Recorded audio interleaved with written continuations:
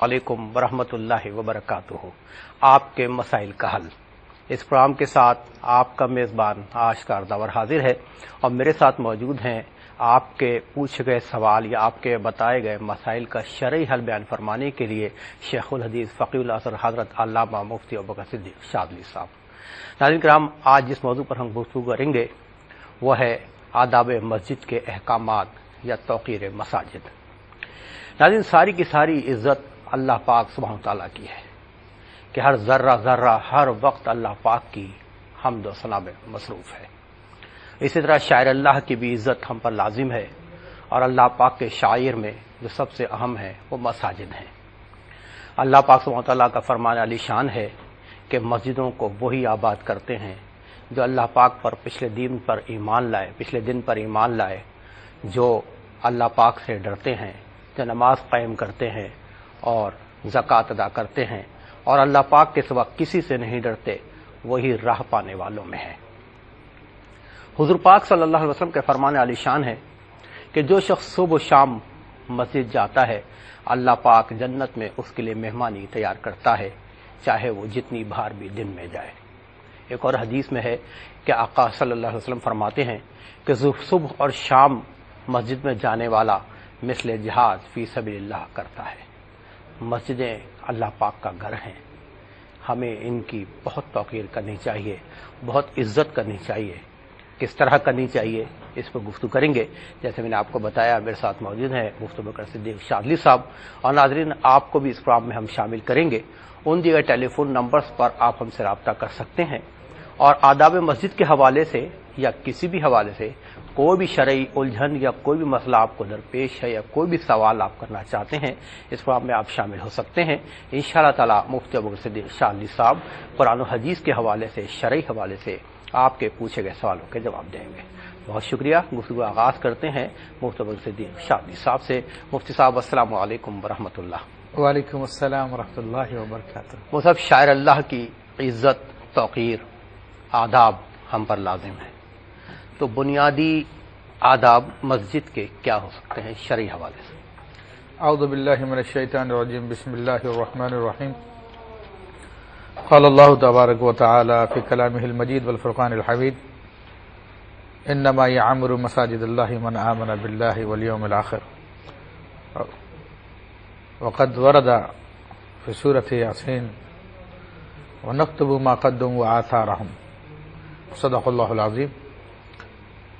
بلا شبہ مسجد اسلام کی ایک عظیم عبادت گاہ ہے، اور اللہ تبارک و تعالی نے ان لوگوں کے ایمان کی گواہی دی ہے کہ جو مسجدوں کو آباد کرتے ہیں، جیسے کہ آپ نے بیان کیا۔ بلکہ نبی کریم صلی اللہ علیہ وسلم کی حدیث مبارکہ بھی ہے کہ جو شخص دیکھے کہ ایک شخص مسجد سے الفت رکھتا ہے، آنا جانا کرتا ہے، تو اس کی ایمان کی گواہی دو۔ سبحان اللہ، کہ اس کی ایمان کی گواہی خود اللہ نے دی ہے۔ سبحان اللہ۔ اور پھر مسجد جاتا ہے انسان، تو جو قدم بھی مسجد کی جانب اٹھاتا ہے تو وہ لکھ لیے جاتے ہیں۔ یہ جو آیت طیبہ سورہ یاسین کی میں نے قصہ پڑھا، وَنَكْتُبُ مَا قَدَّمُوا وَآثَارَهُمْ، ہم لکھ لیتے ہیں جو کچھ انہوں نے نیک اعمال کیا اور ان کے قدموں کے نشان۔ سبحان اللہ۔ تو حضرت بنی سلمہ ایک قبیلہ تھا مدینہ منورہ میں، تو انہوں نے مسجد نبوی شریف کے قریب کوئی زمین خالی ہوئی، تو انہوں نے ارادہ کیا کہ وہاں پہ شفٹ ہو جائے۔ نبی علیہ الصلوۃ والسلام کے علم میں بات آئی تو آپ علیہ الصلوۃ والسلام نے ان سے فرمایا کہ آپ لوگ ایسا نہ کرو، بلکہ آپ دور سے چل کے آتے ہو تو جتنے قدم آپ مسجد کے لیے اٹھاتے ہو اللہ تعالیٰ اتنے ثواب عطا فرماتا ہے۔ تو پھر ان لوگوں نے اس کو ترک کر دیا۔ حضرت ابن عباس رضی اللہ تعالیٰ عنہ فرماتے ہیں کہ اسی موقع کے بارے میں یہ فرمایا اللہ تعالیٰ نے کہ نکتب ما قدموا وآثارہم، کہ ہم لکھ لیتے ہیں جو نیک کام انہوں نے کیے اور ان کے قدموں کے نشان بھی۔ تو بہت فضیلت کی بات ہے کہ جو بھی شخص مسجد کی طرف جاتا اس کے ایک ایک قدم پر ایک ایک نیکی لکھی جاتی ہے اور ایک ایک گناہ اٹھا لیا جاتا ہے، اور جب تک وہ مسجد میں رہتا ہے، نماز کے انتظار میں رہتا ہے، جب تک گھر پہ لوٹ کرنا آ جائے وہ عبادت میں رہتا ہے، نماز میں ہوتا ہے۔ سبحان اللہ۔ تو چونکہ یہ بہت عظیم مقام ہے اور اس کی اہمیت، جیسے آپ نے کچھ بیان بھی کی، میں بھی کچھ ایک دو باتیں ذہن میں آ رہی ہے ذکر کر دوں کہ یہ جنت کے باغوں میں سے ایک باغ ہے مسجد جو ہے، حدیث کی روایت میں سے جنت کا باغ قرار دیا گیا۔ اور بروز قیامت جب اللہ تبارک و تعالیٰ کے عرش کے سائے کے سوا کوئی سایہ نہیں ہوگا، تو اس وقت اس سائے میں صرف 7 قسم کے افراد ہوں گے، تو ان میں سے ایک آدمی وہ بھی ہوگا جس کا دل مسجد میں لگا رہتا تھا، سبحان اللہ، مسجد کے نمازوں کے انتظار میں وہاں پہ بیٹھا کرتا تھا۔ تو چونکہ اب اس کی فضیلت سے اندازہ ہوتا ہے کہ ہمیں کتنا عظیم کام ہے، اتنی یعنی اہمیت بیان کی نبی علیہ الصلوۃ والسلام نے کہ مسجد سے کوئی شخص اگر تکلیف دہ چیز کو باہر نکال دے تو اللہ تبارک و تعالیٰ اس کے لیے جنت میں گھر بنا دیتا ہے۔ ہم لوگ بہت نیکیوں کے متلاشی ہوتے ہیں، جن کو شوق ہوتا ہے تو ان کو معلوم ہونا چاہیے کہ مسجد کی صفائی ستھرائی کرنا کتنا عظیم کام ہے۔ تو چونکہ ایک عظیم جگہ ہے، مسلمانوں کے تمام معاملات مسجد سے وابستہ ہے، تو اس کے آداب بھی پھر بیان کیے گئے ہیں۔ تو اس کے آداب میں یہ ہے کہ مسجد میں ناپاک حالت میں نہ جائے انسان، باوضو ہو بہتر ہے، اچھا ہے، لیکن جسم پہ ناپاکی لگی ہو یا کپڑوں پہ ناپاکی لگی ہو تو اس کو منع کیا گیا ہے۔ پھر مسجد میں داخل ہونے کے آداب میں سے یہ ہے کہ اپنا سیدھا قدم مسجد میں داخل کرے اور دعا پڑھے۔ وہ دعا نبی علیہ الصلوۃ والسلام کی مشہور سنت ہے، عموماً مساجد کے دروازوں پہ بھی لکھی ہوتی ہے، اللہم افتح لی ابواب رحمتک، درود شریف اس سے پہلے پڑھ لے، یہ بھی سنت سے ثابت ہے۔ اور جب مسجد سے خارج ہو تو پھر نکلنے کی دعا پڑھے، اللہم انی اسألک من فضلک و رحمتک، کہ اللہ میں تجھ سے تیرے فضل اور رحمت کا سوال کرتا ہوں، اور درود شریف پڑھ لیں۔ پھر مسجد میں داخل ہو تو اگر کوئی ذکر و اذکار میں مشغول نہیں ہے تو مسجد میں آ کے سلام کرے، لوگ اس کے سلام کا جواب دیں۔ پھر جہاں پہ بھی موقع ملے تو وہاں پر 2 رکعت تحیۃ المسجد پڑھ لیں۔ صحیح، یہ مسجد کی یعنی تعظیم کے لیے ہوتا ہے، 2 رکعت نفل پڑھ لیں، یا اگر نفل نہیں پڑھتے آپ ڈائریکٹ کوئی نماز پڑھنے جا رہے ہیں تو اگر سنت پڑھ رہے ہیں یا فرض پڑھ رہے ہیں اس میں بھی تحیت کی نیت کر لیں گے تو وہ بھی ادا ہو جائے گی۔ اچھا، مطلب 4 سنت جیسے پڑھنے جا رہے ہیں تو سنت کی نیت کریں، تحیت کی نیت کریں؟ تو اگر سنت پڑھنے جا رہے ہیں یا فرض بھی پڑھنے جا رہے ہیں، بیٹھنے سے پہلے اگر اسی میں آپ تحیت کی نیت کر لیں گے، اچھا، سنت تو پڑھ ہی رہا ہوں لیکن مسجد کا تحیت بھی تعظیم بھی ہو جائے سبحان اللہ، تو وہ بھی ادا ہو جائے گی، سبحان اللہ، الگ سے نہ بھی پڑھیں۔ پھر اس میں شور شرابے سے منع کیا گیا ہے، شور و شغب سے، اور فرمایا کہ جنبوا مساجدکم من صبیانکم و مجانینکم او کما قال علیہ الصلوۃ والسلام، اپنی مسجدوں کو پاگلوں اور بچوں سے بچاؤ، اور خاص طور پہ وہ بچے جن کو پاکی ناپاکی کا کوئی کنٹرول نہیں ہے ان کو تو خاص طور پہ منع کیا گیا ہے، شور شرابے سے منع کیا گیا۔ پھر مسجد میں تھوکنے سے، مسجد میں گندگی پھیلانے سے منع کیا گیا، اس کو گناہ قرار دیا گیا ہے۔ تو یہ چند ایک موٹی باتیں جو میں نے آپ کے سامنے ذکر کی، اور اس کے آداب تو اور بھی بہت سارے ہیں۔ دنیا کی باتیں کرنا مسجد کے اندر نیکیوں کو جلا دیتا، کھا جاتا ہے نیکیوں کو، تو اس سے بچا جائے۔ حدیث کریمہ میں آتا ہے کہ قرب قیامت میں ایسے لوگ ہوں گے جو مسجد میں بیٹھ کے جو ہے دنیا کی باتیں کریں گے تو ان کے لیے اللہ کے یہاں پہ کوئی حصہ نہیں ہے۔ صحیح۔ اچھا مصعب، ہم اپنے بچپن میں دیکھتے تھے کہ مساجد بہت سادہ ہوتی تھیں، لیکن آج کل بہت زیادہ تزئین و آرائش مساجد کی ہو رہی ہے، باہر سے بھی اندر سے بھی، دیواروں پہ وہ قرآن مجید کی خطاطی بھی کی جاتی ہے، دیگر چیزیں۔ تو اس حوالے سے شریعت کیا کہتی ہے؟ دیکھیں، اس حوالے سے شریعت مطہرہ تو اسی بات کو پسند کرتی ہے کہ مساجد بالکل سادہ ہوں، لیکن چونکہ اب زمانے کے لوگوں کی عقلیں پلٹ گئی ہیں اور لوگ جو ہے وہ چمکدار چیزوں کو پسند کرنے لگے ہیں۔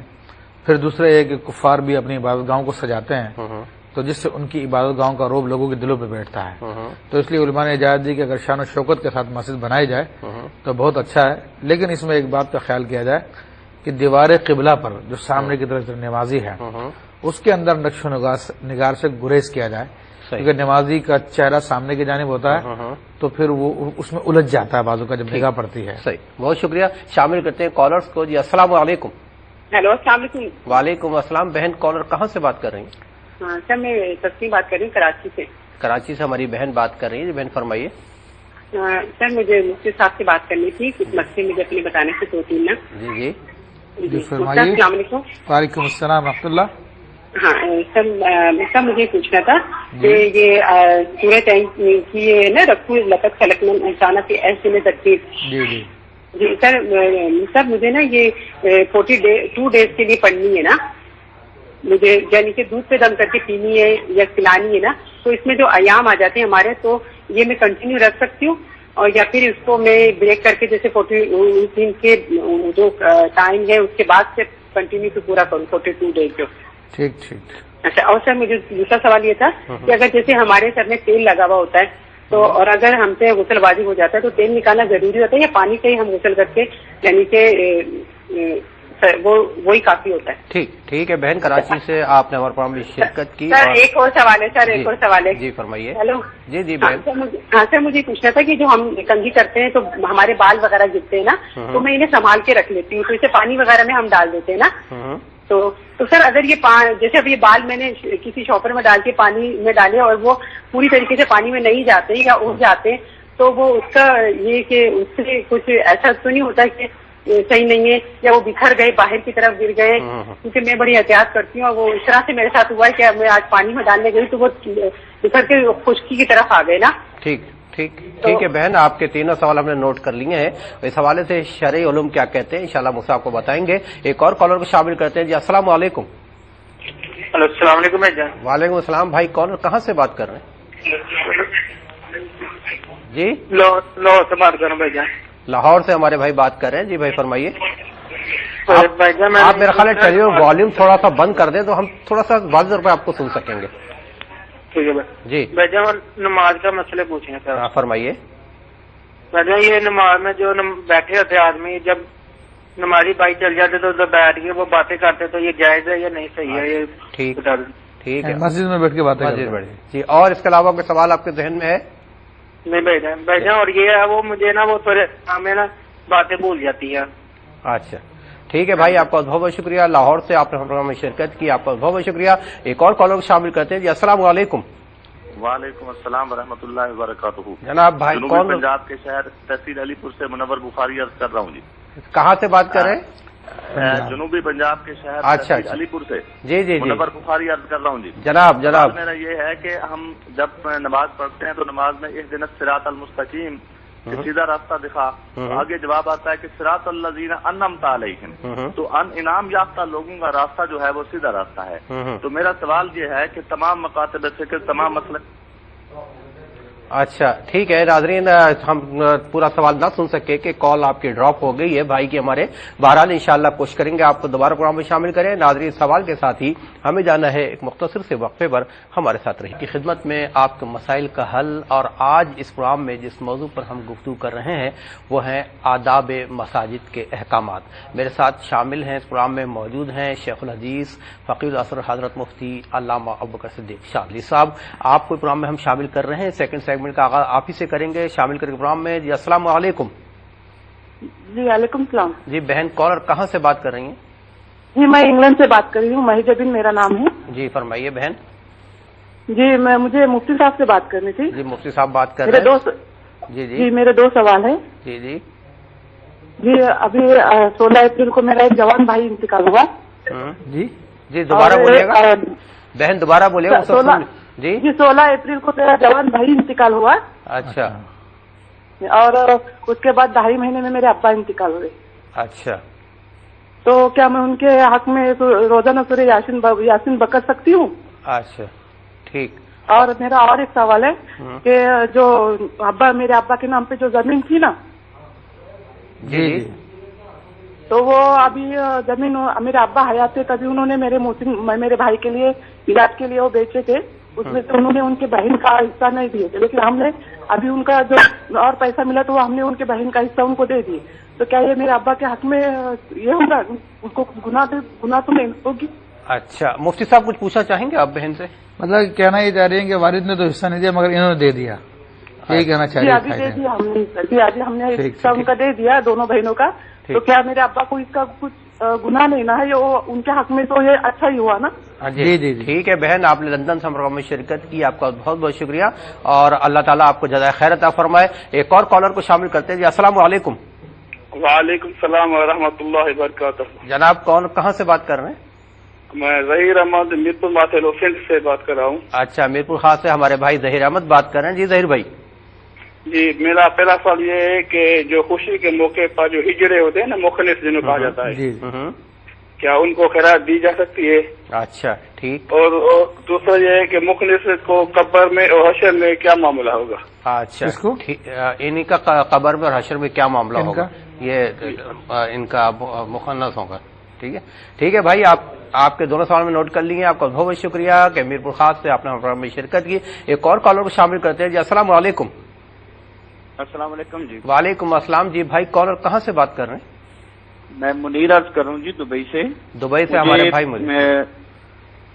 مجھے ایک سوال پوچھنا ہے مفتی صاحب سے. جی منیر پوچھیے. کہ مدینہ میں جب جاتے ہیں حرم میں تو وہاں پر قبر پیغمبر کی طرف ہاتھ بلند کر کے اگر دعا مانگے تو وہاں جو شرطے کھڑے ہوتے ہیں وہ کہتے ہیں کہ جی آپ.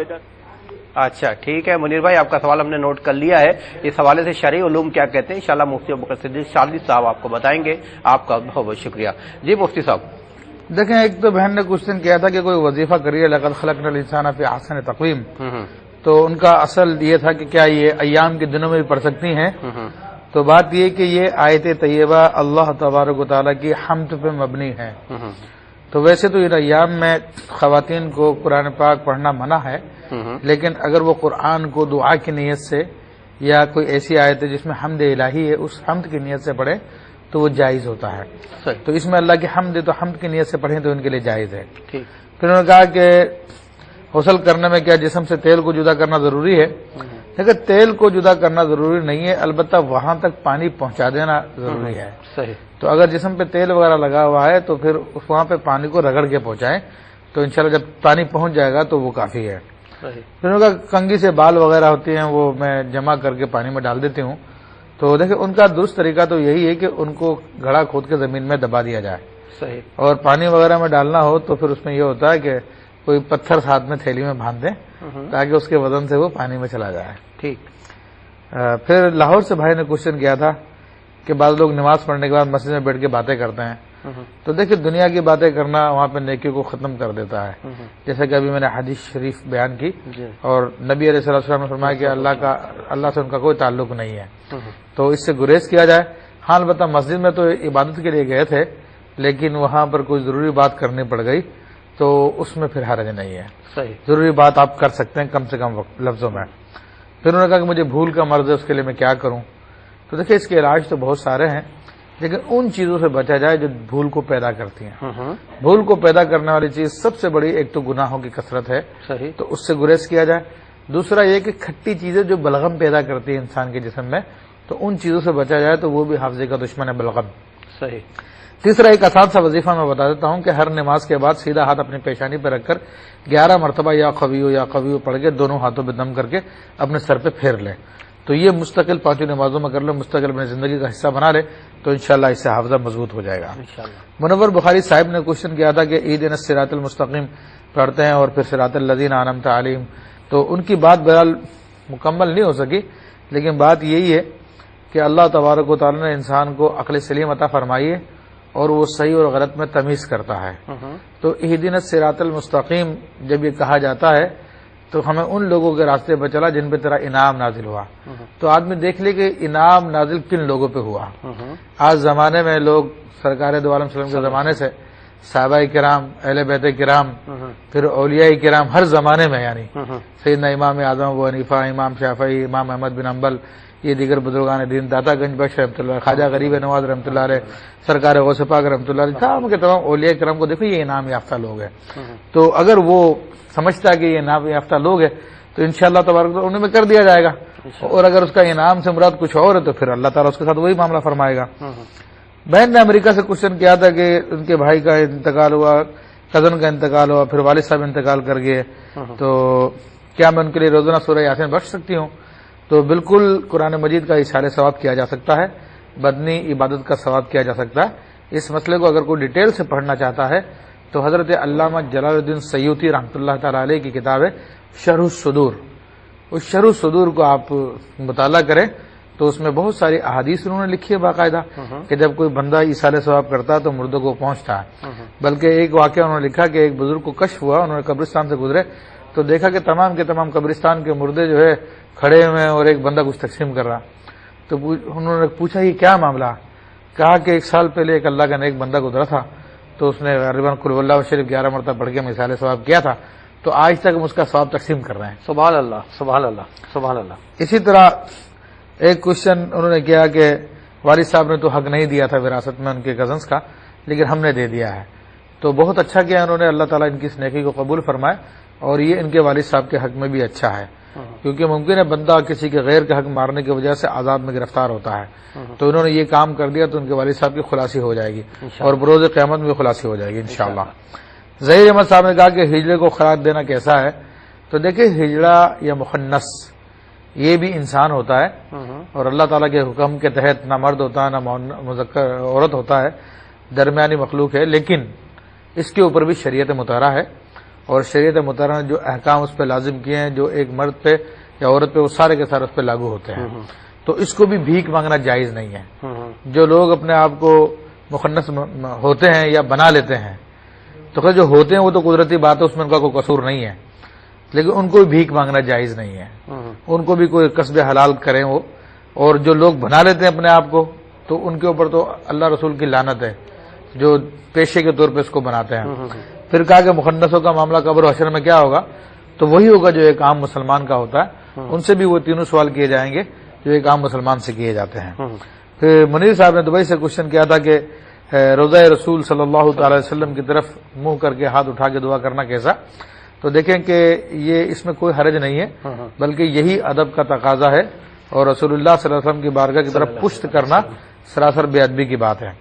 سیدنا امام مالک رضی اللہ تعالیٰ کا واقعہ کتب میں موجود ہے یہ کہ ایک مرتبہ خلیفہ منصور آیا اور اس نے آ کر حضرت امام مالک وہاں پہ موجود تھے اور آ کر کہنے لگا کہ حضور میں دعا کرتے وقت حضور صلی اللہ علیہ وسلم کی طرف منہ کروں یا قبلے کی طرف منہ کروں، تو آپ امام مالک رحمۃ اللہ نے ارشاد فرمایا کہ ان سے منہ مت پھیرنا، یہ تیرا بھی قبلہ اور تیرے باپ آدم علیہ السلام کا بھی قبلہ ہے، ماشاءاللہ۔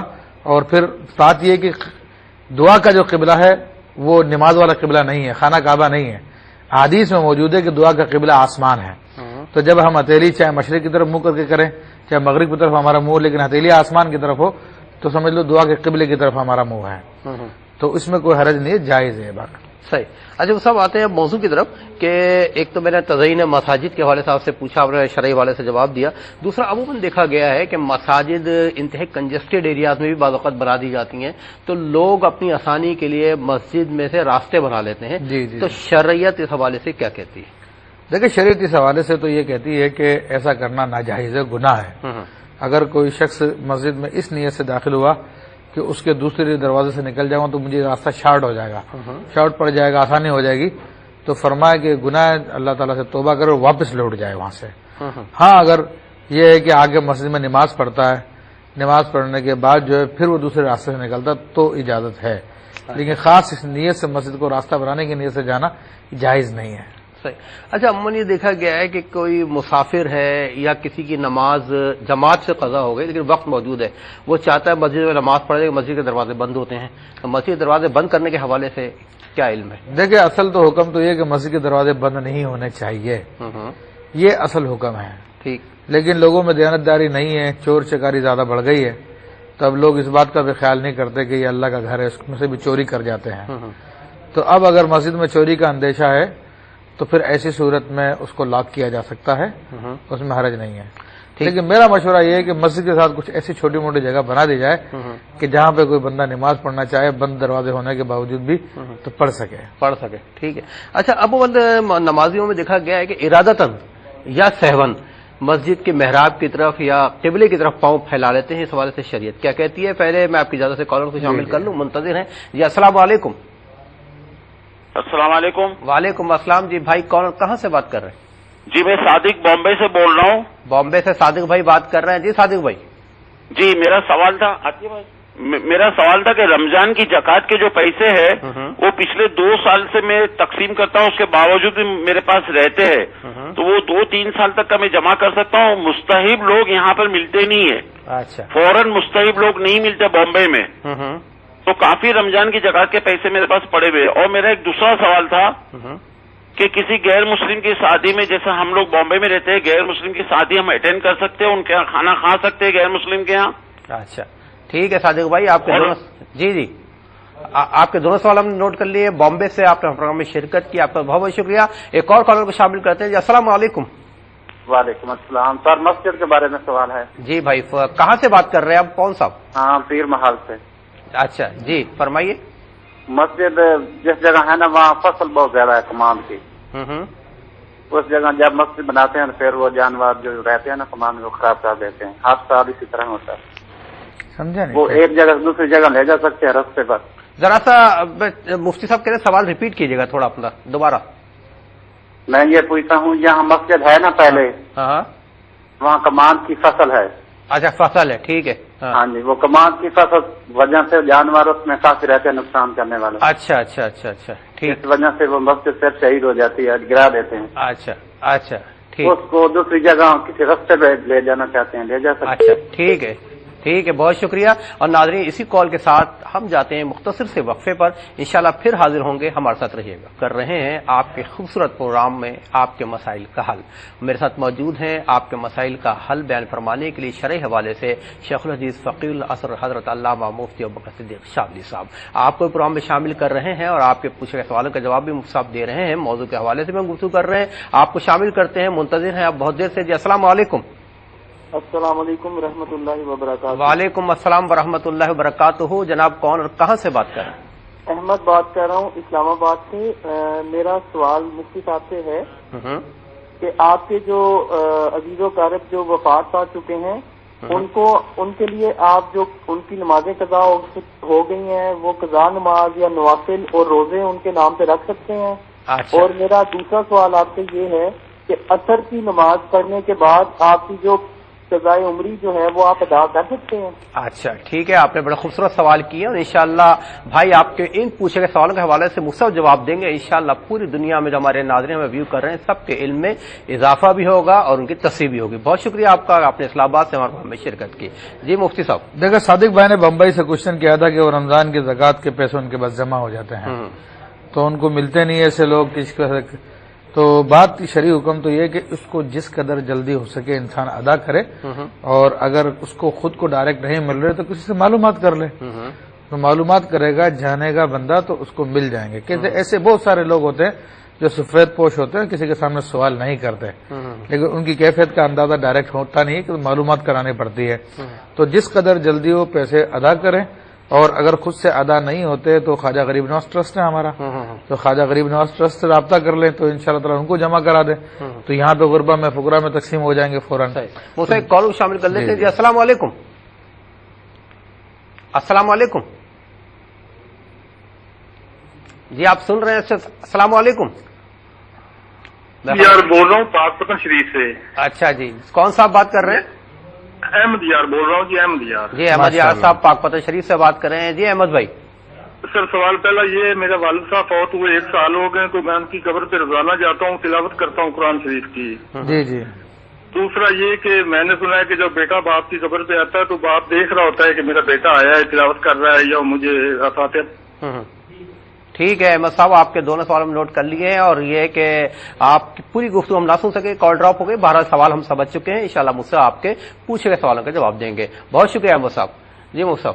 پھر بھائی نے ایک پیر محل سے کوشچن کیا تھا کہ ان کی مسجد کہیں دیہات میں گنے کی فصل کے درمیان میں جس سے مسجد کو نقصان ہوتا ہے تو کیا ہم جانور وغیرہ آتے ہیں وہاں پہ تبدیل کر سکتے ہیں؟ تو دیکھیں بات یہ ہے کہ مسجد کو تبدیل نہیں کیا جا سکتا, یہ وقف کا مسئلہ ہے.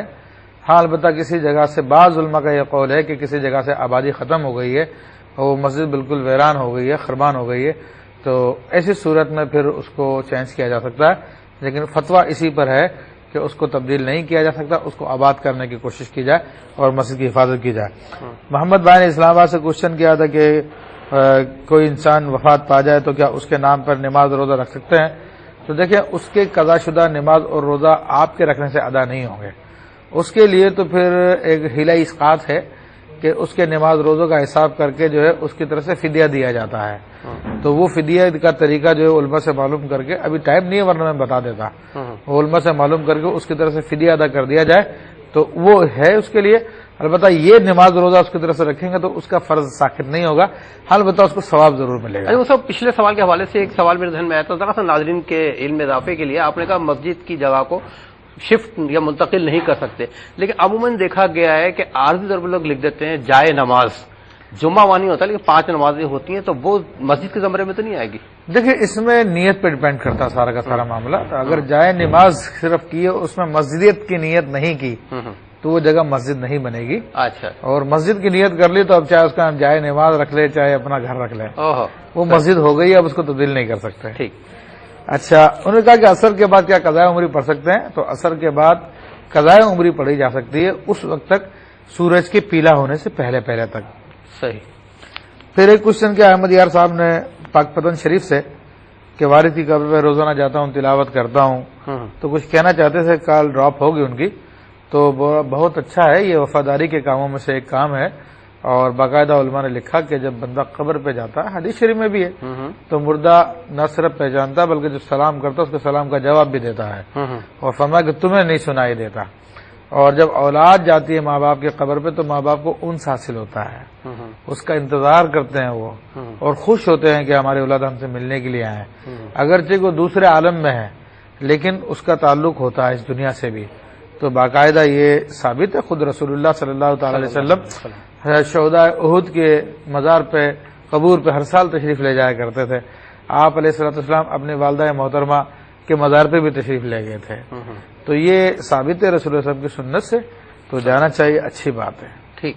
اچھا، وہ ایک سوال جو میں نے پوچھا تھا شاید اس کا جواب رہ گیا ہے کہ اگر ارادتاً یہ سہون پاؤں قبلے کی طرف یا محراب کی مسجد کی طرف ہو جائیں تو کیا حوال ہے؟ دیکھیں، ارادتاً اگر کرتا ہے تو یہ بے ادبی ہے، گستاخی ہے. ٹھیک. ہمارے ہمارے عرف میں یہی رائج ہے صحیح کہ پاؤں کرنا کسی کی طرف تو وہ بے ادبی شمار کیا جاتا ہے. لیکن اگر خدا نخواستہ کسی کے یہاں پہ عرف ہو کہ ایسا نہیں ہے تو پھر اس کا حکم الگ ہوگا. ٹھیک. لیکن ہمارے عرف میں قبلے کی طرف یہ کرنا جائز نہیں ہے، اور اگر خود میں خود ہو گئے، بے ارادتاً ہو گئے، سوتے میں ہو گئے، تو پھر وہ فوراً پھیر لے اور اللہ تعالیٰ سے اس بارے میں توبہ کر لیں. ٹھیک. قرآن کی طرف پاؤں کرنا، مسجد کے قبلے کی طرف پاؤں کرنا یہ پسندیدہ بات نہیں ہے. صحیح. شامل کرتے ہیں کالر سے. جی السلام علیکم. وعلیکم السلام سر. جی بھائی، کالر کہاں سے بات کر رہے ہیں؟ سر عبد المجید بول رہا ہوں، دربار حضرت سلطان باغ سے. جی ماشاء اللہ. جی عبد المجید صاحب. بھائی میرا ایک مسئلہ ہے، ہم نے ایک رقبہ خریدا تھا کسی سے، تو انہوں نے کوئی پتہ نہیں ان سے بھی پہلے کی ایک مسجد بنی ہوئی چھوٹی، اس میں کوئی نماز نہیں پڑھتا، کوئی کچھ نہیں کرتا، چھوٹی سی بھی مسجد بنی ہوئی ہے. تو کیا ہم اس مسجد کو کسی دوسری جگہ یا جو ہے نا اراضی کے درمیان میں ہے اسے آپ سائڈ پہ یا کسی ایک کونے پہ اسے شفٹ کر سکتے ہیں یا نہیں؟ اچھا ٹھیک ہے. ایک میرا سوال یہ ہے جی، اور ایک دوسرا سوال یہ ہے کہ ہم جو آپ پہ رہتے ہیں نا، ہمارے ساتھ میں رہتے ہیں قادیانی. ٹھیک ہے عبد المجید صاحب، آپ کا سوال میں نوٹ کر لیا ہے. ایک اور کالر کو شامل کرتے ہیں. جی السلام علیکم. اچھا کال ڈراپ ہو گئی ہے، وہ بھی بہرحال ابھی چلتے ہیں مصعب کی طرف. مصعب سوال موجود، چلیں اس پہ بات کرتے ہیں، موضوع پائیں گے انشاءاللہ. انہوں نے کہا کہ زمین خریدی اور اس میں ایک مسجد ہے، تو پہلے تو یہ کنفرم کر لیا جائے کہ وہ مسجد ہے یا صرف جائے نماز جو ابھی آپ نے ذکر کی ہے. تو اگر جائے نماز ہے تو اس کو تبدیل کرنے میں کوئی حرج نہیں ہے، اور اگر وہ مسجد ہے تو پھر اس کو شفٹ نہیں کر سکتے کہ مسجد کا حکم اس پہ لاگو ہے اور وقف کو تبدیل نہیں کیا جا سکتا. ٹھیک. تو مسجد قائم رہے گی وہاں پر. اچھا وہ سب ایک بات ذہن میں یہ آتی ہے کہ اکثر دیکھا گیا ہے کہ نمازی جب نماز کو جاتے ہیں تو وہ جوتے جو عموماً وہ اپنے تمام معاملات میں استعمال کرتے ہیں، باتھ روم بھی جاتے ہیں، پھر جب نماز میں آتے ہیں وہ ساتھ لے کے آتے ہیں، اور بعض اوقات مسجد کے اندر رکھتے ہیں، بعض اوقات بالکل سجدے کے سامنے رکھ لیتے ہیں. تو اس حوالے سے شرعی علوم کیا کہتے ہیں؟ جیسے اس میں حکم تو یہی ہے کہ مسجد میں اگر اپنے جوتے لے کے جانا چاہتے ہیں آپ، چوری کا اندیشہ ہو جاتی چوریاں، تو یہ کہ جوتوں کو جھڑکا لے، اس کے نجاست وغیرہ کوئی لگی تو اس کو دور کر دیں. اچھا. اس کے بعد مسجد میں جوتے لے جا سکتے ہیں. اور اگر واقعی اتنا خطرہ ہے کہ سائڈوں میں بھی رکھوں تب بھی چوری ہو جائیں گے تو پھر سامنے بھی رکھ سکتا ہے. سامنے بھی رکھ. لیکن عام حالت میں جوتوں کا دائیں جانب سامنے تو سامنے کجا دائیں جانب ہونا بھی پسندیدہ نہیں ہے. صحیح. اچھا مسجد میں اگر کسی کی کوئی چیز کھو جائے، کیونکہ میں حدیث شریف ایک پڑھ رہا تھا کہ مانیت ہے، لیکن آپ سے چاہوں گا اپنے علم کے حوالے سے بتائیں کہ کسی کی کوئی چیز کھو جائے تو کسی سے پوچھ سکتا ہے، ڈھونڈ سکتا ہے، اعلان کروا سکتا ہے؟ دیکھیں مسجد میں یا مسجد سے باہر کوئی چیز کھو جائے تو اس کا مسجد میں اعلان کروانا جائز نہیں ہے. نبی کریم صلی اللہ تعالی علیہ وسلم کی حدیث شریف ہے کہ کوئی مسجد میں آ کر، بلکہ ایک شخص نے آگے وہ اعلان کروایا تو آپ نے فرمایا کہ اس سے کہو کہ اللہ تعالیٰ تمہاری چیز کو نہ ملائے. اللہ. تو یہ بات پسندیدہ نہیں ہے کہ مسجد کے اندر یہ اعلان کروایا جائے اس طرح سے. اور باقی جو ہے سائل سوال کرنا مسجد میں، تو اس کو بھی فقہ نے منع فرمایا کہ مسجد میں آ کر سوال کرتا ہے اور وہ بھی لوگوں سے سوال کر رہا ہے، حالانکہ کس کی بارگاہ میں ہے؟ حاکم الحاکمین کی بارگاہ میں ہے، جو سب کو دیتا ہے اس کی بارگاہ میں. اس کی بارگاہ میں بھی آ کر ہی بندوں کے پیچھے لگا ہوا، ہے اس سے کیوں نہیں رابطہ کرتا جو سب کو دیتا ہے؟ بالکل صحیح. تو اس لیے یہ بھی پسندیدہ نہیں ہے کہ مسجد میں آگے سوال کیا جائے. اچھا مسجد میں داخل ہونے کا جیسے آپ نے بتایا ایک سنت طریقہ ہے کہ بسم اللہ پڑھے، درود شریف پڑھے اور اللہم افتح لی ابواب رحمتک پڑھے. جی جی. تو مسجد کے گیٹ سے ہی حدود مسجد شروع ہو جاتی ہیں یا پھر وہ اس کو پار کر کے جہاں نماز کی جگہ وہاں نیت کہاں کرنی چاہیے؟ لیکن نیت وہاں پہ کرنی چاہیے جو خاص نماز کی جگہ ہے. اچھا. کہ مسجد کا لفظی معنی بھی وہ مقام ہے جہاں پہ سجدہ کیا جاتا ہے. سبحان اللہ. تو ویسے باؤنڈری تو کافی پہلے شروع ہو جاتی ہے جس میں ٹوائلٹ بھی ہوتا ہے، یہ بھی ہوتا ہے، وہ بھی. تو مسجد میں نہیں تو ٹوائلٹ ٹھیک ٹھیک یہ وضو خانہ وہ فنائے مسجد میں ہوتے ہیں، مسجد کے صحن میں ہوتے ہیں. سبحان اللہ. تو یہ نیت خاص طور پہ اس میں کی جاتی ہے. اور بہرحال ہم لوگ تو اس پہ توجہ نہیں کرتے، لیکن جن کو اللہ تعالیٰ نے جن کے دلوں کو روشن کیا، اور تو حضرت سفیان ثوری رحمۃ اللہ بہت مشہور محدث ہے، بہت بڑے صوفی بزرگ ہیں. ثوری کا مطلب بیل والا. ان کا لقب کیوں پڑا؟ ایک دفعہ ایسی ہی بے دھیانی میں وہ مسجد میں داخل ہو گیا، اہل اللہ میں سے تھے، تو انہیں آواز آئی کہ اے ثور، اے بیل، تمہیں ہمارے گھر میں داخل ہونے کے آداب بھی نہیں پتا؟ اچھا. ہاں ہاں. تو اس وقت سے ان کا نام جو ثور پڑ گیا، ثور یعنی بیل. تو وہ ان کو رب کی طرف سے ایک تمغہ ملا تو انہوں نے نام کے ساتھ لگا لیا. تو بہرحال یہ اللہ اپنے بندوں کو خبردار فرماتا ہے، لیکن ہمارے دل غافل ہیں، دنیا میں الجھے میں، تو ان آوازوں کو ہم سنتے نہیں ہیں. تو جنوں کے دل صاف ہو چکے ہیں تو وہ ان کا مشاہدہ کرتے ہیں، سنتے ہیں. ماشاءاللہ. بڑا اچھا آپ نے کہا مفتی صاحب کہ مسجد وہ جگہ جہاں سجدہ کیا جائے. انشاءاللہ زندگی اور ہم نہیں بھولیں گے اس بات کو. اچھا اب ایک اور مشاہدے میں بات آتی ہے کہ نمازی آتے ہیں، وضو کیا اور وضو کر کے پورے پانی میں بھیگے ہوئے ہوتے ہیں، تو وہ یوں کیا پانی اور جھاڑتے ہوئے جاتے ہیں مسجد کی زمین پہ. تو اس حوالے سے آداب مسجد پہ کوئی اثر ہوتے ہیں کیا؟ دیکھیں، ایک تو یہ کہ وضو کے پانی کو جھاڑنا تو اس کو شیطان کا پنکھا قرار دیا گیا. اچھا. ہاں. تو اس میں احتیاط دی گیا جھاڑے نہ انسان، بلکہ اپنے اعضاء کو پونچھ لے. ایسے جھاڑے گا تو شیطان کا پنکھا. اچھا. پھر معذاللہ مسجد کے فرش پہ قطرات گرانا تو بہت محرومی کی بات ہے، بد نصیبی کی بات ہے، اور یہ جائز نہیں ہے. مسجد کے اس میں ناپسندیدہ ہے یہ کہ مسجد میں قطرات گرائے جائیں. چلے بہت شکریہ مفتی ابوبکر صدیق شاذلی صاحب، اللہ پاک آپ کو جزائے خیر عطا فرمائے. اس مختصر سے وقفے میں آپ کہ جو علم کا دریا ہے اس سے ہم نے اپنے ہاتھوں کو بھگونے کی کوشش کی ہے. اللہ تعالی ہم سب کو صاحب علم ہونے کے ساتھ ساتھ صاحب عمل بھی بنائے. ناظرین، بڑی مختصر سی زندگی ہے، نہ معلوم کہ ہماری سانس کب اکھڑ جائے، کب ہم اللہ پاک کے حضور حاضر ہو جائیں. اپنا بے حد خیال رکھیے، اعمال کی اصلاح کرنے کی کوشش کریں، اللہ پاک کا خوف رکھیں کہ وہ دن بہت قریب آنے والا ہے جب ہمیں اللہ پاک کے حضور پیش ہونا ہے اور اپنے اعمال کا جواب دینا ہے. آقا صلی اللہ علیہ وسلم کے حوالے سے حضرت ابن عمر رضی اللہ تعالیٰ عنہ کی ایک حدیث ہے، راوی ہیں کہ حضور پاک صلی اللہ علیہ وسلم نے فرمایا کہ دو عظیم چیزوں جنت اور جہنم کو تم نہ بھولنا، کہ یہ وہ دو چیزیں ہیں کہ جن کے بارے میں جب حضور پاک صلی اللہ علیہ وسلم بتا رہے تھے تو آپ صلی اللہ علیہ وسلم بے اختیار آنکھوں سے آنسو روا ہو گئے، اور اس قدر آنسو روا ہو گئے کہ آپ کی داڑھی مبارک کے دونوں کنارے بھیگ گئے. اور پھر آقا صلی اللہ علیہ وسلم نے فرمایا کہ جو علم اللہ پاک نے مجھے قیامت کے حوالے سے دیا ہے اگر تمہیں معلوم ہو جائے تو تم قبروں میں جا گھسو اور اپنے سر پر مٹی ڈالنا شروع کر دو. بہت سخت دن آنے والا ہے. اللہ تعالیٰ آپ سب کا اور ہم سب کا حامی ناصر ہو. اللہ پاک ہم سب کے اعمال کی اصلاح فرمائے. اپنا بے حد خیال رکھیے گا. انشاءاللہ تعالیٰ ریپیٹ ٹیلی کاسٹ کی شکل میں پروگرام آج رات 1 بجے پاکستانی ٹائم کے مطابق آپ کی خدمت میں پھر پیش کیا جائے گا. اور زندگی بخیر تو انشاءاللہ یہ آپ کا خاکسار میزبان آشکار داور حضرت مفتی ابوبکر صدیق شاذلی صاحب کے ساتھ اگلی جمعرات کو اسی وقت آپ کی خدمت میں پھر حاضر ہوگا انشاءاللہ تعالیٰ. اللہ حافظ، فی امان اللہ، والسلام علیکم ورحمۃ اللہ.